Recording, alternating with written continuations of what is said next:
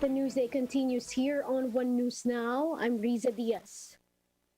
The Philippine National Police Academy confirms the passing of third-class cadet George Carl Magsayo. The PNPA said initial investigation shows that Magsayo was bogged down inside a room in their dormitory last Thursday evening. They claim other cadets provided aid and alerted officers who then called an ambulance upon seeing Magsayo. However, he was pronounced dead upon arrival in the hospital. The PNPA said they are conducting an extensive investigation to find out what happened to Magsayo. It added that the remains of the cadet will be subject to an autopsy to determine the cause of his death. The Academy assures the family that they will hold anyone accountable and give justice for the death of Magsayo. Unverified reports earlier said that Magsayo was punched by his upperclassmen in the stomach 5 times prior to his death. Former Senator Antonio Trillanes IV says he is willing to run if Vice President Leni Robredo won't. In an interview with 1PH, Trillanes said that their first choice is Robredo, but in case she does not run for president in the 2022 elections, Trillanes will run instead under the Magdalo Party. But he added that this is only an alternative measure and that he still prefers a united opposition so that it will not lose by default.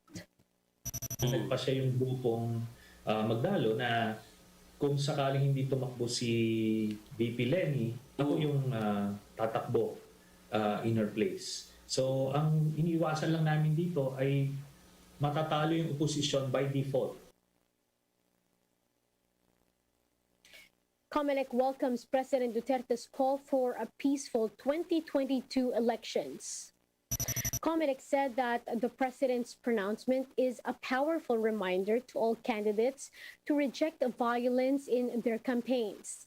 COMELEC also reassures the public that it is working very closely with the armed forces of the Philippines and the PNP to ensure a peaceful election. The poll body noted that in instances where violent incidents threaten the integrity of the elections, they will have the authority to take necessary steps to address the situation.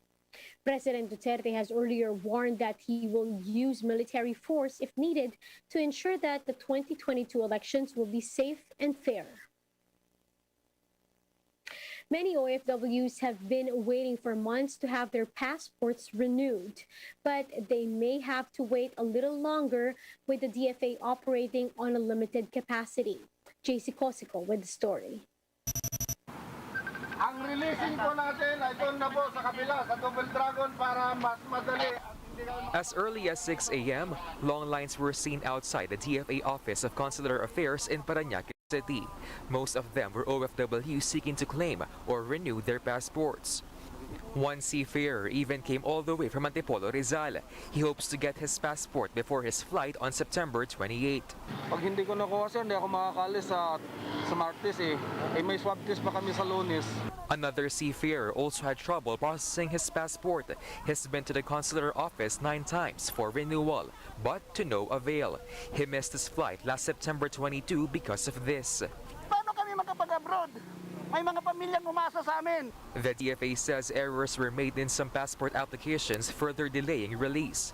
Some of the agency personnel also tested positive for COVID-19. Hindi naman namin madali ang masusunod because we have to ensure that the printed data on their passports are correct. To date, around 17,000 passport applications with errors are being corrected by the DFA. However, over 22,000 emails are still pending to be answered due to system limitations. Only 8 persons at a time can access the same email account. To avoid long lines, the DFA relocated its passport releasing site at the Double Dragon Plaza.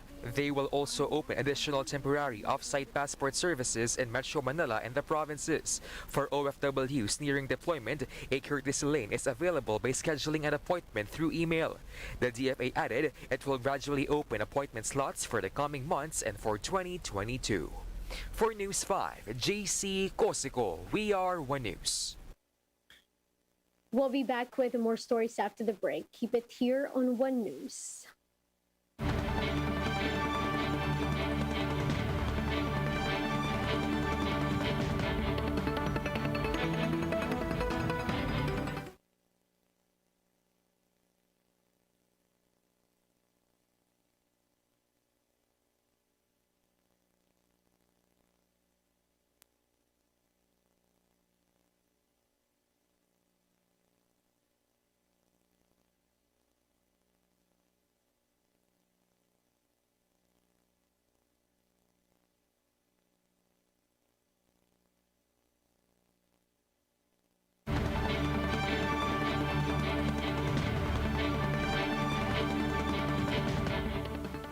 You're still watching One News Now. I'm Riza Diaz.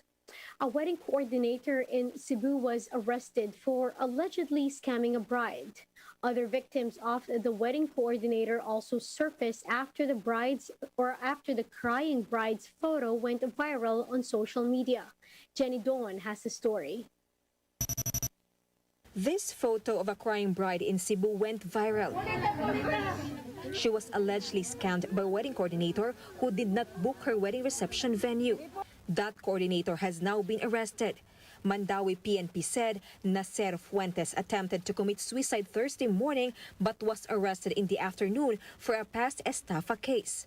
So, dinala siya doon sa Eversley Hospital and pagkaraan ng 2 oras, nag-sign siya ng waiver at umuwi pabalik ng konsolasyon. At doon na nga, nung na-verify namin sa record, may pending bench warrant noong 2017. So yun yung ginamit namin para arestuhin siya. He allegedly had a similar offense in 2019. His victim then was Jonilyn Canoy. She and her groom found out on their wedding day that no reception venue was booked and failed to pay for a whole lechon worth 12,000 pesos. Their money dance cash was also pocketed by the suspect. When she saw the video of the viral bride, Canoy said all the trauma came back. Hala, ginagawa pa rin pala niya yung bisyo niya. Naawa po ako sa bride na talagang umiyak.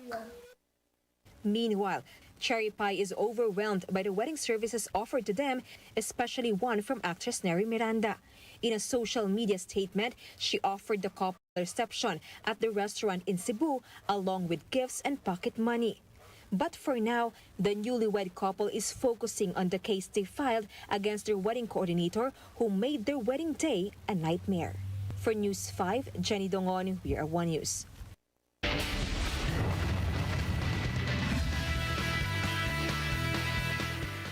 Now here are the stories we're following around sports.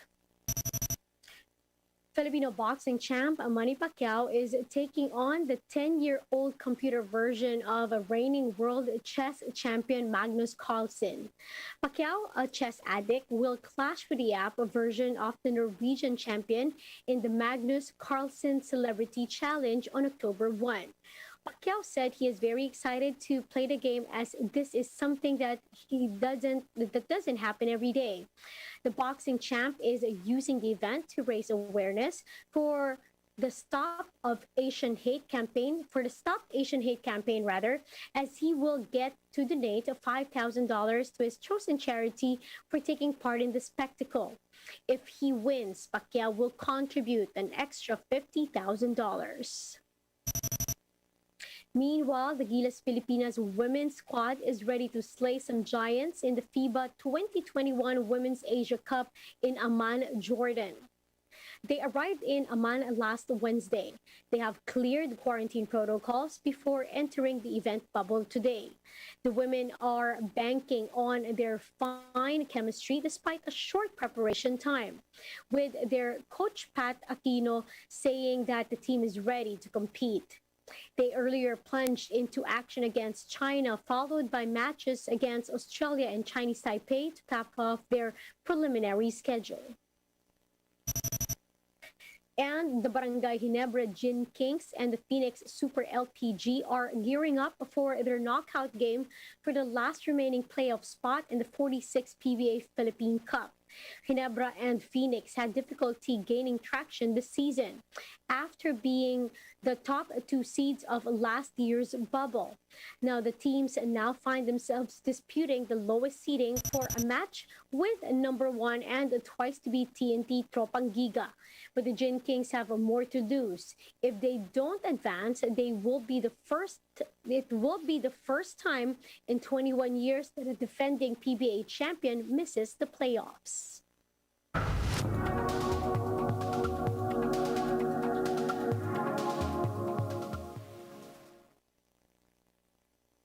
China said cryptocurrency-related transactions are illegal and should be banned, issuing its strongest signal yet on its determination to crack down cryptocurrency. Let's watch this video. Seems like from now on, everything that you want to do besides simply holding crypto if you already have it is illegal. Am I reading this correctly? Hi, Matt. That's kind of what it looks like. But the question always with these things from China is, what does it mean in practice? You know, we've had the crackdowns before over the years, and people have been able to do workarounds and able to, say, keep exchanges going, even though they crack down on exchanges. There are a lot of people who still hold crypto.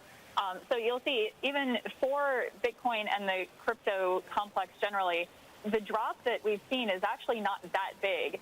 So it tells you that it's not that much of a surprise, but it's definitely not being, it's definitely not increasing the prices either, right? So, Joanna, why are they doing this now? They've been wanting to do it. Do they feel emboldened by everything else? Is it a distraction because of what's going on with Evergrande? It might be that they're seeing, the SEC in the U.S. is cracking down on things as well. They are seeing other regulators taking steps.